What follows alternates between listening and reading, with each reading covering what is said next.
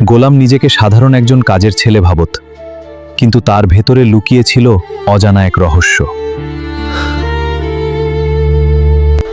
অসহায় বৃদ্ধদের ঘর ভেঙে দিতে এসেছিল কিছু নিষ্ঠুর মানুষ।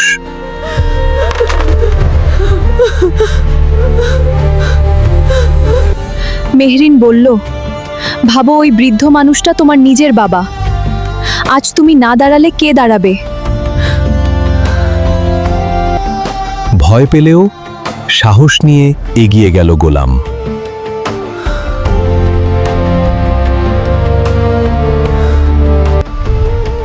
অদ্ভুত ব্যাপার, তাকে দেখেই সবার মুখের রং বদলে গেল।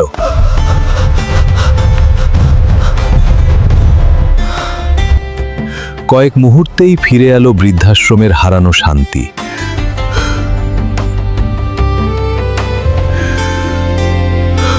কিন্তু মেহরিনের মনে একটাই প্রশ্ন, গোলাম আসলে কে? মনির চাচা, গোলাম আসলে কে? কেন জানতে চাইছিস মেহরিন? আমার মনে হচ্ছে উনি কেউ গুরুত্বপূর্ণ। সব বলা যাবে না এখন। কয়েক মাস আগে নদীর ধারে অচেতন অবস্থায় পাওয়া গিয়েছিল তাকে। সাবধানে তোলো, মাথাটা ধরে রাখো।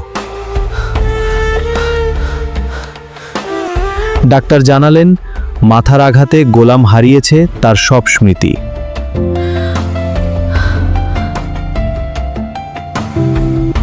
সে অভিনয় করছিল না, সত্যি সে ভুলে গেছে নিজের অতীত।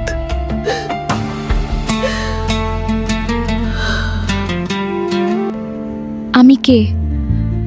কেন সবাই আমাকে দেখে ভয় পায়?